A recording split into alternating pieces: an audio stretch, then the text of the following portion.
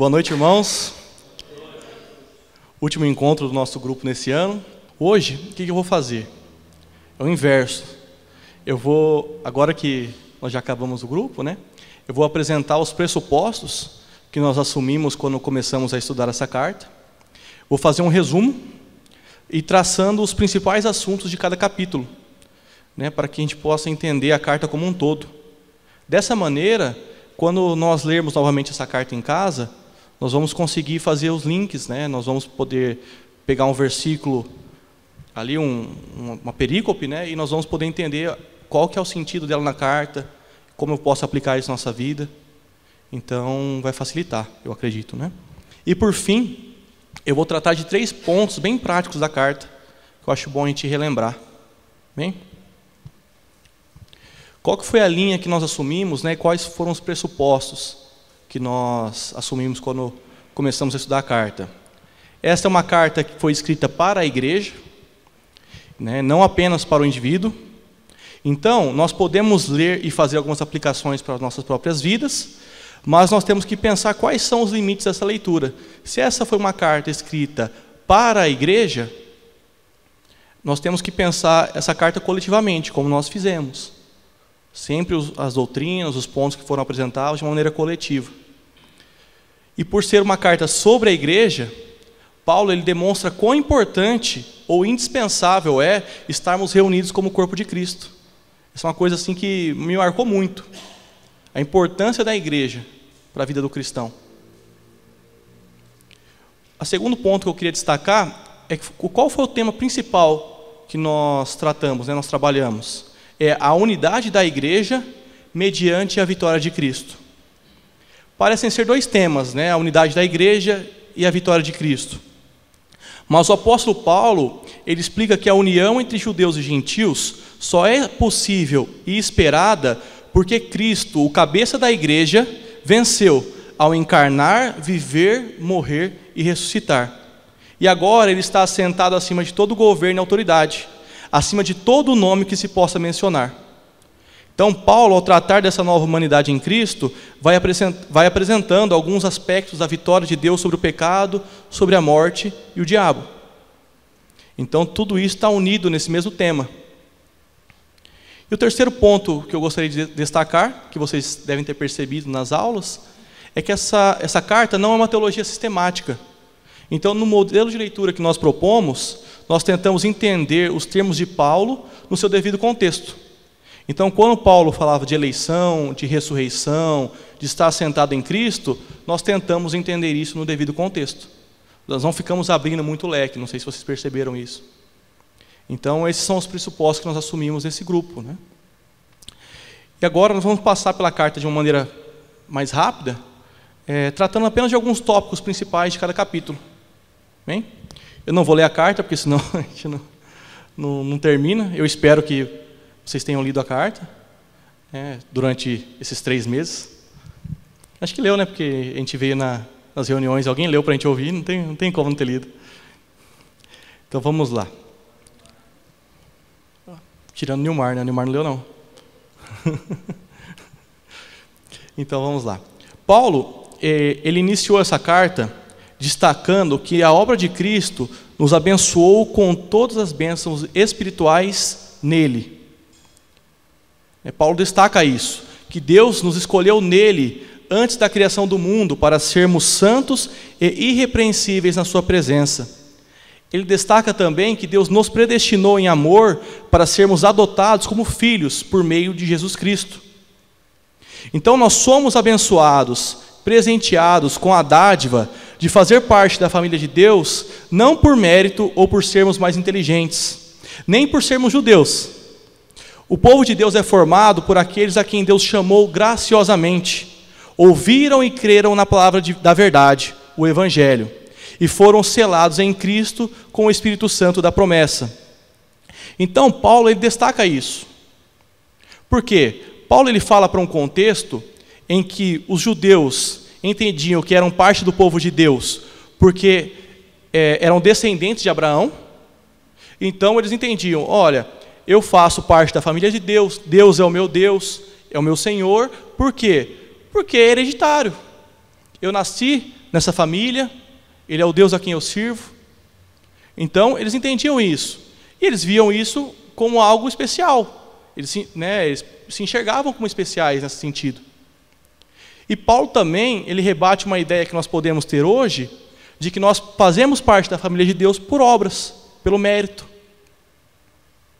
Então, Paulo, ele nos mostra que nós estamos em Deus, nós fazemos parte da família de Deus, nós somos alcançados por Ele, não pelas nossas obras, porque Deus nos escolheu em Cristo antes do nosso nascimento. Antes de qualquer coisa que nós tenhamos feito, Deus nos escolheu. Deus nos chamou, nos elegeu. Então a igreja foi eleita em Cristo antes mesmo da fundação do mundo. E nós fomos selados em Cristo com o Espírito Santo da promessa.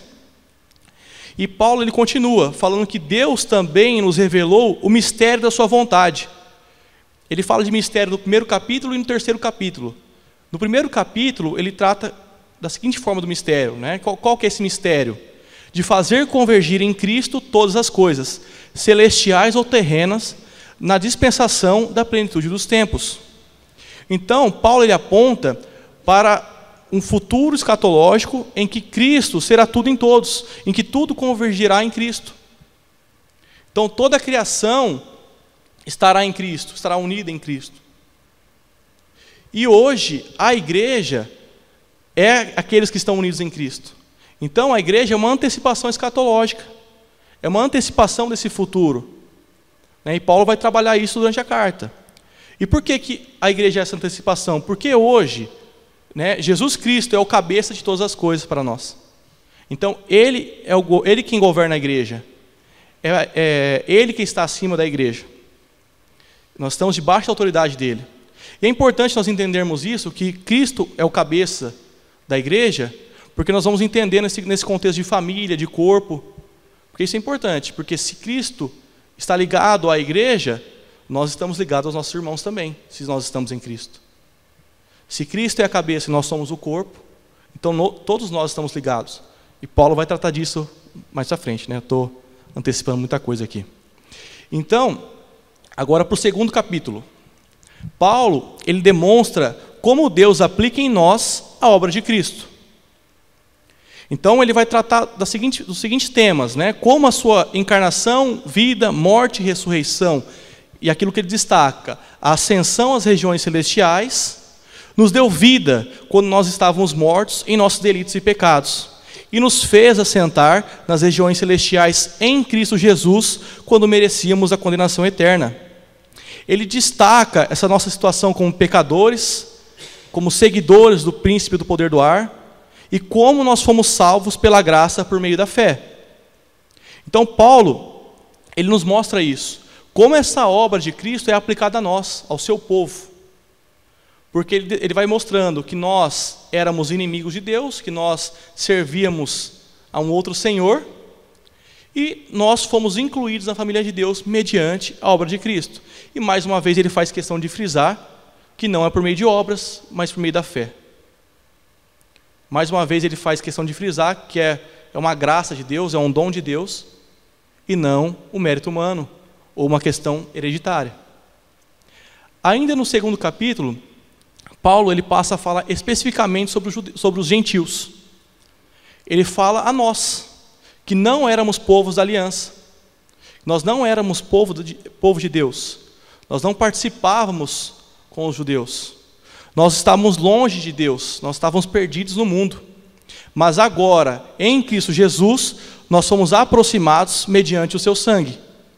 Uma pergunta que a gente pode fazer: aproximado de quem? Nós fomos aproximados de Deus, é óbvio, e também dos judeus. Porque Paulo, ele vai tratar todos nós como uma família de Deus, a família de Cristo. Então, tanto os judeus, que já faziam parte do povo de Deus, alguns, né? Aqueles que eram descendentes espirituais de Abraão, e os gentios que foram eleitos em Cristo, faziam parte agora desse novo povo que Deus está formando, o povo de Deus, essa família.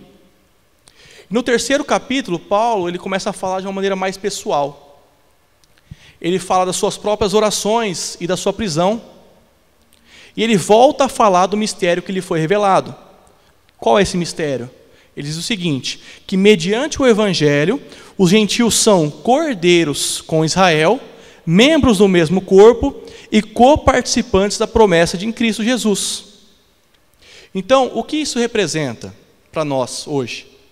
Que nós, por meio de Cristo, fomos feitos povo de Deus. Nós, que não tínhamos ligação nenhuma com o povo de Deus, fomos incluídos nessa família. Nós fomos enxertados na videira.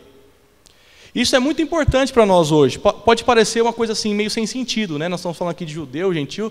Você fala assim, eu sou cristão, minha mãe era evangélica, eu nasci numa casa de crente, e é isso aí. Mas se nós formos pensar na história, nós podemos enxergar agora o Antigo Testamento, né, a história de Abraão, dos pais, dos profetas, como a nossa história. Porque quando nós lemos a história do povo de Deus, nós nos enxergamos lá. A história do povo de Deus é a nossa história. Porque nós somos povo de Deus. Nós somos povo de Deus. Porque nós fazemos parte. Isso é importante, isso deve mudar a forma como nós enxergamos a Escritura. Porque quando está falando da história de Davi, quando está contando a história de qualquer outro profeta ou rei, está contando uma história que faz parte da nossa. Como Deus vem se revelando ao seu povo, como Deus vem conduzindo o seu povo durante todo esse tempo. E isso impacta na forma como nós enxergamos, a forma como Deus nos trata hoje, né? A forma como Ele conduz o seu povo hoje, do qual nós fazemos parte. E no 4º capítulo, o apóstolo ele passa assim de uma maneira mais prática, né? Ele vai para o dia de hoje, né? Ele destaca como que nós vivemos agora, que nós somos participantes do mesmo corpo. Como que nós vivemos? Então, legal, nós somos o povo de Deus, nós éramos gentios, nós éramos separados do povo de Deus, agora fomos incluídos nesse povo. E como que nós vivemos? Como que deve ser o nosso procedimento? Então, Paulo ele aponta para um ponto específico no capítulo 4. Ele diz o seguinte, que nós devemos fazer todo o esforço para conservar a unidade do Espírito pelo vínculo da paz. Então, a nossa preocupação como povo de Deus deve ser a unidade do Espírito.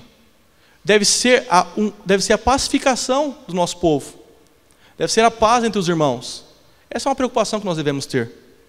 E ele ainda afirma que devemos utilizar os dons ou a graça que Jesus repartiu conosco quando subiu em triunfo às alturas. Então, nós recebemos esses dons, nós recebemos esse presente, que Jesus distribuiu para o seu povo, quando ele venceu. Porque Jesus, como aquele que é vencedor, ele distribuiu os despojos à sua igreja.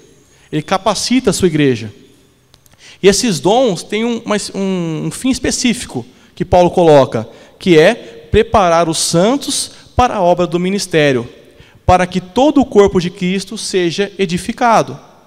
Então, como que nós devemos entender os dons que nós recebemos de Deus?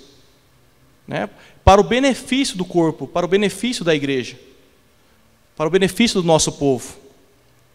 E ainda no capítulo 4, Paulo ele apresenta um novo modo de viver para essa comunidade multiétnica que é a igreja, que foi criada para ser semelhante a Deus em justiça e em santidade provenientes da verdade.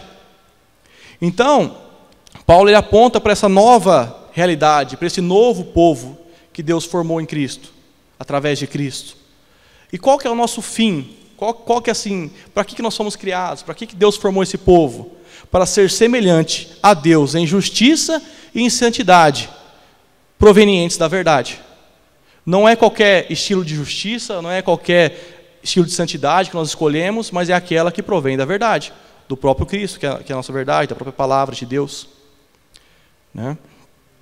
E ele continua no capítulo 5. Ele vai descrevendo como a igreja deve ser. Ela deve ser firmada no amor, como Cristo nos amou.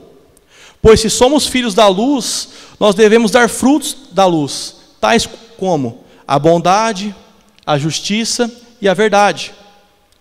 Então Paulo ele coloca dessa forma: se nós somos filhos de Deus, se nós somos filhos da luz, nós devemos agir dessa forma. Se nós somos o novo povo de Deus, nós devemos viver a nova ética desse povo de Deus. Nós precisamos primeiro ser para depois fazer. Nós fomos primeiro resgatados para depois obedecer. Então, Paulo vai destacando isso. Como nós devemos andar? Em bondade, em justiça e verdade. Paulo também nos chama a viver uma vida em comunidade. A vida cristã, a vida é em comunidade.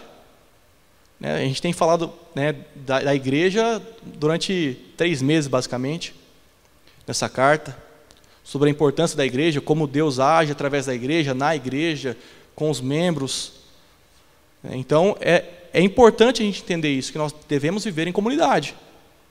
E como que nós vivemos? Nós vamos aprendendo, nós vamos utilizando uma nova linguagem que Deus vai nos tratando, uma linguagem bíblica. Quando eu digo linguagem, não é só o modo de falar, é o modo de pensar, uma nova maneira de raciocinar. Nós pensamos com outras categorias agora. Nós não pensamos como nós pensávamos antigamente. Como eu posso me dar bem? Como eu posso ser exaltado? Como eu posso ser servido? Não é assim que nós pensamos mais. Nós pensamos em como nós podemos servir, como nós podemos adorar a Deus, como nós podemos viver uma vida que glorifique o nome do nosso Senhor. E essa nova linguagem, Paulo destaca, que nós aprendemos essa nova linguagem nos relacionamentos e no culto cristão, quando nós cantamos ao nosso Deus, quando nós ouvimos o sermão. Então nós vamos aprendendo a ser cristãos, aprendendo essa nova maneira de viver. No capítulo 5, Paulo ainda destaca as relações conjugais. Ele destaca que elas estão firmadas na relação entre Cristo e a sua igreja. Ele afirma que os maridos devem amar suas esposas como Cristo amou a igreja. E as mulheres devem se sujeitar aos seus maridos como a igreja está sujeita a Cristo. Até no vínculo que nós temos, conjugais que nós temos, nós devemos agir da forma como Cristo agiu. Amar como Cristo amou, servir como Cristo serviu. Então nós devemos sempre pensar as nossas relações nesse sentido, em amor e serviço, pensando sempre no outro e abençoar o outro. Porque às vezes nós podemos ter dificuldade com esse tipo de linguagem, da mulher sujeitar aos seus maridos. Hoje a gente pode ter essa dificuldade. Mas se nós pensarmos a forma como Cristo nos amou, servindo, se doando, se entregando, então acho que os homens podem facilitar o trabalho da mulher, de se sujeitar a nós. Fica mais fácil quando nós amamos como Cristo nos amou. E aí Paulo, no 6º capítulo, ele continua tratando das relações, e agora ele passa a tratar das relações entre pais e filhos, senhores e escravos. Ele transforma, ele subverte a forma como as pessoas enxergavam os seus relacionamentos. Nossas relações não são mais orientadas pelo poder, mas, mais uma vez, pelo serviço, pelo respeito. Pois sabemos que Deus é o Pai daqueles com quem nos relacionamos. Ele é o Senhor de todos nós. Então, se nós temos o mesmo Pai, e Ele é o Senhor da igreja, as nossas relações, mesmo no caso, como Paulo destaca aqui, entre escravos e senhores, elas foram transformadas. Porque não era mais uma relação de poder, mas uma relação entre irmãos, de serviço. É uma relação diferente. Porque nós tratamos o outro da mesma maneira como nós queremos ser tratados. Nós fazemos para o outro aquilo que nós desejamos fazer para o corpo de Cristo. Porque se nós ferimos o nosso irmão, nós estamos ferindo o corpo de Cristo. Então, nossas relações são transformadas. E Paulo, agora para a gente encerrar essa carta, eu queria antes que nós pensássemos, nos lembrássemos de quantas vezes Paulo cita as realidades espirituais na carta. Porque às vezes a gente pode fazer essa leitura e passar batido. Mas vamos pensar. Paulo fala do domínio de Cristo, da sua vitória. Ele fala do príncipe do poder do ar que seguíamos. Ele fala das regiões celestiais onde estamos com Jesus. Ele fala do triunfo de Cristo e os despojos distribuídos com a sua igreja. Então Paulo, tratando de questões das nossas relações, da forma como nós devemos lidar uns com os outros, ele também aponta para questões celestiais, para uma outra realidade, para uma realidade espiritual. E agora, no final do capítulo 6, ele vai mostrar como nós devemos enxergar a realidade espiritual. Porque Paulo ele afirma que nós estamos numa luta, uma batalha, essa batalha que já foi vencida por Cristo, porque ele já distribuiu os despojos conosco, mas nós estamos nessa batalha não contra a carne nem sangue, como a Dani muito bem colocou, mas sim contra os principados e potestades, contra as forças espirituais do mal nas regiões celestiais. Então, nós somos convocados como igreja a lutar juntos, uns pelos outros, essa batalha que já foi vencida por Cristo. E qual que é a nossa missão, então, se essa batalha já foi vencida? É perseverar, é resistir contra os ataques desse exército que já foi derrotado por Cristo. Então, nós lutamos um ao lado do outro, protegendo um ao outro, se preocupando com o outro, uma batalha que já foi vencida. Então, nós não precisamos temer essa batalha. Nós podemos lutar, passar pelas nossas dificuldades, enfrentar aquilo que se propõe, que seja proposto para nós enfrentarmos, de uma maneira de cabeça erguida, sabendo que o nosso Senhor venceu, sabendo que Ele nos concede essa vitória nele.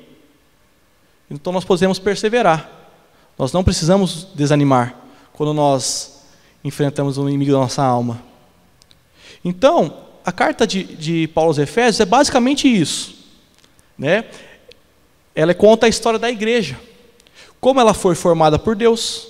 Então ela foi formada mediante a obra de Cristo, na vida de pessoas imperfeitas, de pessoas que não mereciam, pessoas que foram eleitas antes da fundação do mundo, de todas as etnias, tanto os judeus quanto os gentios, isso abrange todas as etnias.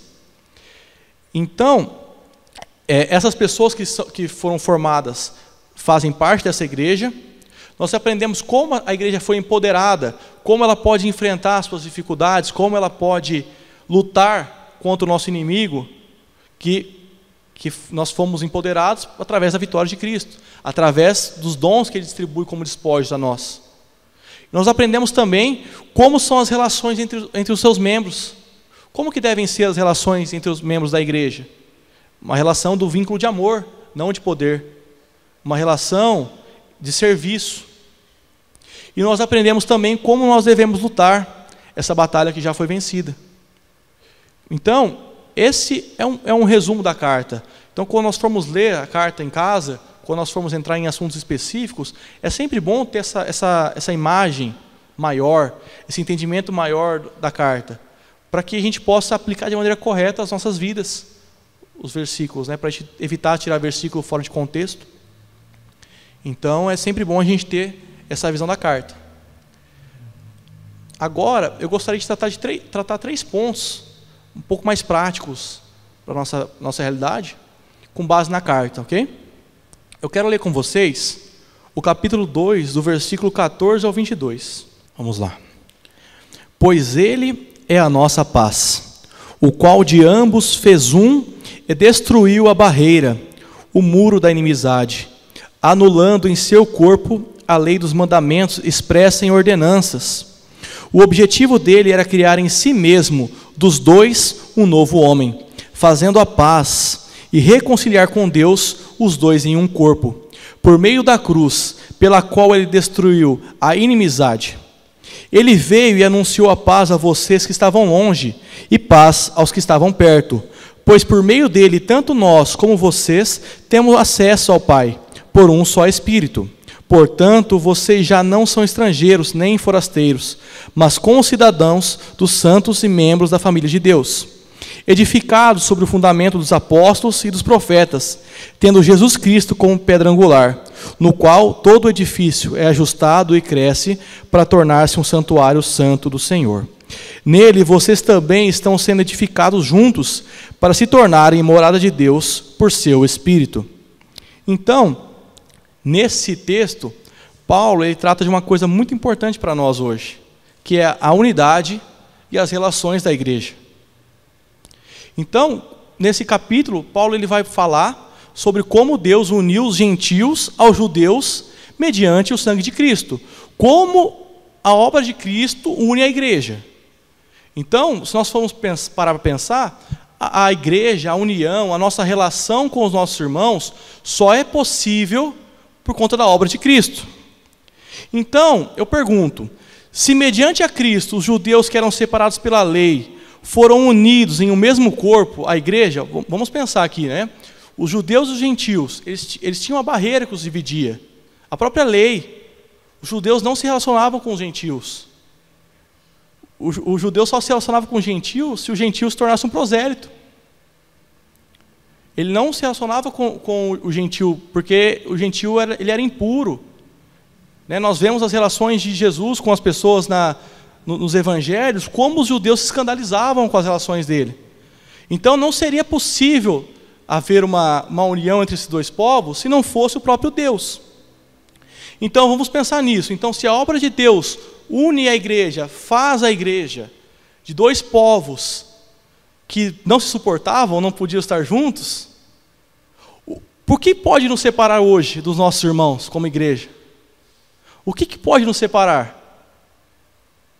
Se Jesus é o vínculo da nossa paz, se Ele é a paz entre aqueles da igreja, é aquele que une as nossas relações, por que nós nos dividimos? Qual que é a justificativa? O que pode nos separar um dos outros? O que pode estragar as nossas relações?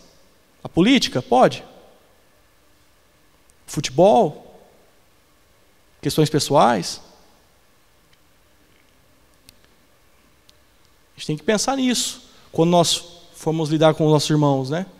Que Jesus Cristo nos uniu. Então, o que pode nos separar?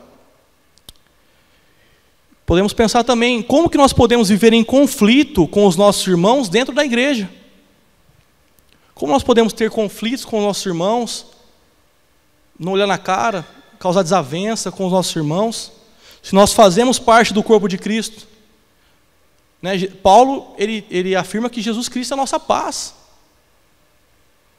Se Ele nos une, se Ele é o vínculo das nossas relações, como nós podemos ter conflitos? Como que nós podemos ser chamados de pacificadores se fazemos guerras internas? Como que nós podemos guerrear, né, lutar a luta que nos é proposta contra os principados e potestades, se nós estamos preocupados em guerrear contra os nossos irmãos, com as desavenças com os nossos irmãos?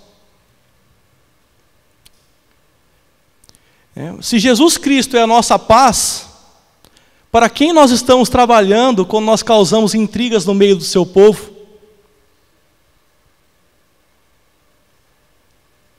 Nós temos que pensar nisso. Quando nós falamos, quando nós espalhamos conversas, a forma como nós lidamos com o nosso irmão, nós estamos lidando com o corpo de Cristo. Nós estamos lidando com aqueles que Jesus Cristo comprou, amou e amou até o fim. E é óbvio, né, irmãos, que nas relações nós teremos atritos, nós teremos alguns conflitos, mas se nós queremos ser pacificadores, né, como nosso Deus, muitas vezes nós devemos sofrer o dano. Muitas vezes nós seremos a parte prejudicada. É claro que haverão exceções, mas entendendo que a finalidade de Deus para a igreja, em certo sentido, né, assim, qual que é o fim para que Deus criou a igreja? Para que ela fosse unida, para que ela fosse unida em Cristo. Se essa é a finalidade, então nós vamos entender que o nosso sofrimento, né, o negar a nós mesmos, ser prejudicados às vezes, é para um contexto maior. Né? Nós nem sempre seremos beneficiados, né, na vida cristã. Se a unidade do povo de Deus foi conquistada mediante o sofrimento, o esvaziamento de Cristo, e como seus imitadores seremos chamados a sofrer para não machucar o corpo. Vamos pensar nisso. Se Jesus Cristo se entregou, sofreu as consequências para a unidade, nós também seremos chamados a sofrer para não machucar o corpo. Nós também carregaremos as marcas de Cristo conosco. Nós somos chamados, né, a negar a nós mesmos, a buscar o benefício do outro, daquele que está próximo. E por que isso? Porque as relações são transformadas nessa nova humanidade que Deus fez. Nós falamos isso várias vezes, o maior é aquele que serve. A alegria está em servir. As nossas relações não são mais baseadas na força, no poder. Não tem mais essa de quem pode mais chora menos. Mas é quem ama mais, sofre mais. Se entrega mais, serve mais. Então, as nossas relações devem ser baseadas nisso, no amor. No amor que Deus tem por nós, no amor que nós devemos ter por Deus e pela sua igreja. Tem uma expressão que Paulo usa, na sua segunda carta a Timóteo, eu vou tirar do contexto aqui, não tem problema não, que fala muito comigo, que ele diz o seguinte: tu porém. Paulo, ele está falando a Timóteo sobre aqueles que iriam abandonar o evangelho, aqueles que iriam usar do evangelho para seu próprio benefício, queriam ferir a igreja, mas ele sempre diz: tu porém. Nós podemos pensar, os outros vão te prejudicar, tu porém. Outros vão buscar ser beneficiados por meio da igreja, tu porém. Vão tentar vencer na força, tu porém. Vocês serão ameaçados, prejudicados, humilhados, tu porém. Seja fiel, não responda o mal com o mal. Ore por aqueles que te perseguem. Seja pacificador como nosso Deus. Amém? Agora para uma questão mais alegre, mais animada, vamos falar sobre os dons que Cristo distribui para nós. Vamos lá. Os dons, que são distribuídos por Cristo, conforme o capítulo 4, são os despojos da sua vitória. E elas são para o benefício do outro, como nós já falamos, do povo de Deus. Então vamos lá. Os dons que nós recebemos de Deus não são nossos, são dados por Deus, por conta da vitória de Cristo, e são para o benefício do outro, do povo de Deus. É importante a gente ressaltar, que se nós não somos salvos pelo nosso merecimento, os dons que nós recebemos também não são por merecimento. Nós não podemos nos achar melhores ou piores do que os nossos irmãos, comparando aquilo que o irmão sabe fazer, aquilo que eu sei fazer, comparando os dons. Deus me ama mais, ou Deus ama mais o irmão, porque o irmão é melhor. Não é assim que funciona. Se você não consegue identificar algum dom, peça a Deus, para que Ele lhe mostre qual é o dom que Ele já te deu, ou que Ele te dê algum novo. A Bíblia nos instrui a buscar os melhores dons, mas saber que é Deus quem dá, é um dom de Deus. Irmãos, é importante a gente entender também que dons não são apenas aqueles que são exercidos durante o culto, aqueles que são vistos.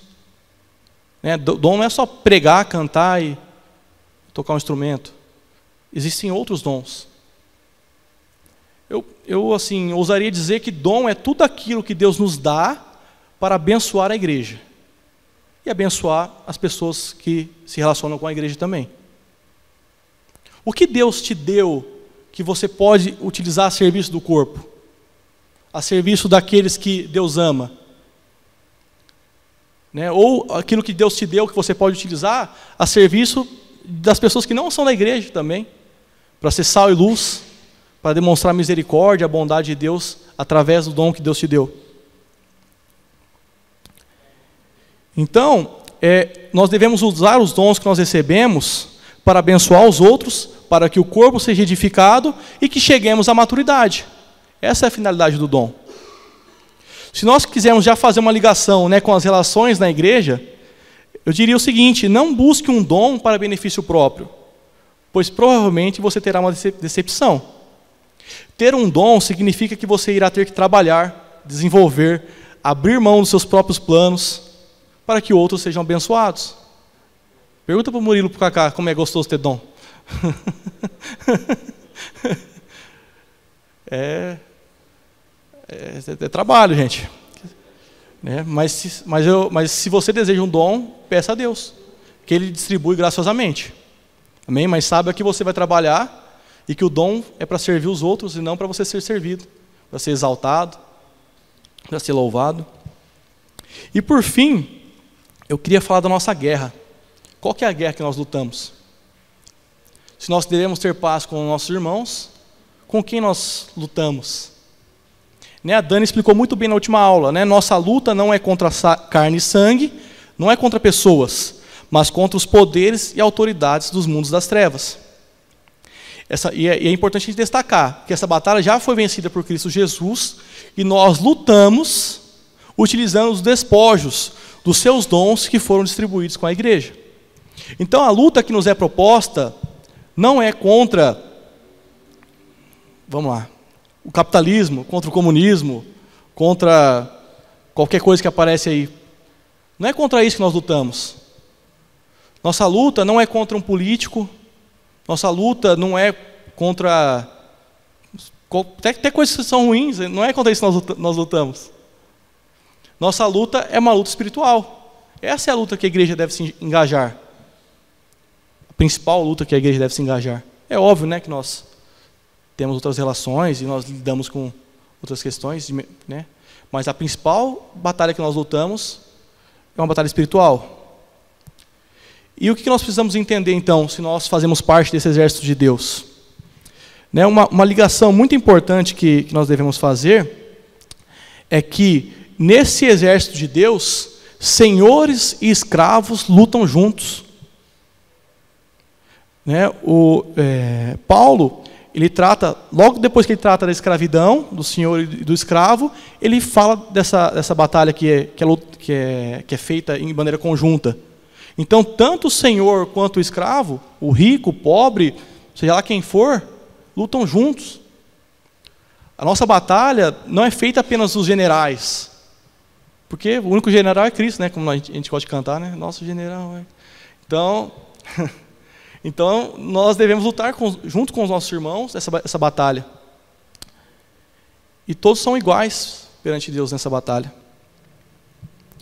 Então nós devemos pensar, mais uma vez voltando, nós temos um inimigo em comum, nós não precisamos ficar criando inimigos entre nós, procurando confusão. A gente tem um inimigo em comum. Quando a gente pensa numa guerra,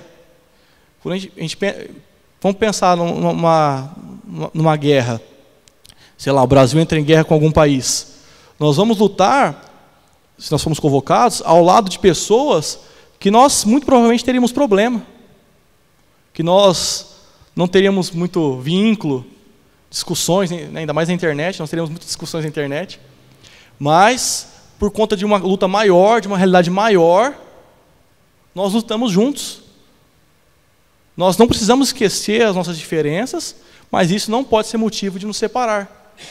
As nossas diferenças não podem atrapalhar a nossa missão como igreja. Amém?